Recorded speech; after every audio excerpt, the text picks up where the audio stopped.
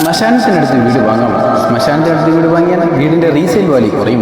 ഇങ്ങനെ നിരവധി ചോദ്യങ്ങളാണ് അനുദിനം വന്നുകൊണ്ടിരിക്കുന്നത്. ഉത്തരം ലളിതമായി പറഞ്ഞാൽ ധൈര്യമായി വാങ്ങാം. പ്രേതങ്ങളെയൊന്നും ആളുകൾക്ക് വിശ്വാസമില്ലെങ്കിലും ആളുകളെ ഭയപ്പെടുത്തുന്നത് ശുദ്ധജല മലിനീകരണത്തിലുള്ള സാധ്യതയാണ്. ശ്മശാനത്തിൽ അടക്കം ചെയ്യുന്ന ബോഡി പാർട്സ് ഡീകമ്പോസ് ചെയ്യുന്നത് വഴി ശുദ്ധജല സ്രോതസ്സുകളെ മലിനമാക്കുന്നതിനെ പറ്റി ധാരാളം പഠനങ്ങൾ നടന്നിട്ടുണ്ട്.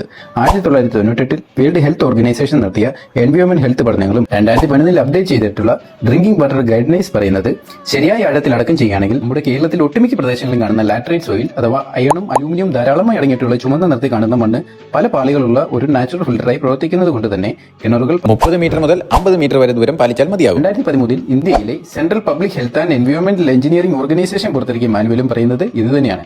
അതുകൊണ്ടാണ് ശ്മശാനങ്ങളടുത്തായി താമസിക്കുന്ന നൂറുകണക്കിന് കുടുംബങ്ങൾക്ക് പതിറ്റാണ്ടുകളായി സുരക്ഷിതമായി ജീവിക്കാൻ സാധിക്കുന്നത്. പക്ഷേ എല്ലാ സ്ഥലങ്ങളും ഒരുപോലെയാണോ? അല്ല. ശരിയായ രീതിയിൽ പാലിക്കാത്ത സെമിത്തേരികൾ, വെള്ളം കെട്ടി നിൽക്കുന്ന സ്ഥലങ്ങൾ, വെള്ളപ്പൊക്കം വരുന്ന സ്ഥലങ്ങൾ, ലാറ്ററൈറ്റ് സോയിൽ അഥവാ ഗ്രാവലിന്റെ അളവ് കുറവുള്ള സ്ഥലങ്ങൾ, ഇവിടെയൊക്കെ 100 മീറ്ററോ അതിന് മുകളിലോ ദൂരം പാലിക്കുന്നതായിരിക്കും ഏറ്റവും അനുയോജ്യം. കെട്ടുകഥകൾ കൊണ്ടല്ല, മറിച്ച് സയൻസ് ആൻഡ് ഫാക്ട്സിന്റെ അടിസ്ഥാനത്തിലായിരിക്കണം വീഡിയോകൾ തിരഞ്ഞെടുക്കേണ്ടത്. പുതിയതായി വീട് വാങ്ങാൻ ആഗ്രഹിക്കുന്ന നിങ്ങളുടെ സുഹൃത്തിന് ഇത് അയച്ചു കൊടുക്കുക.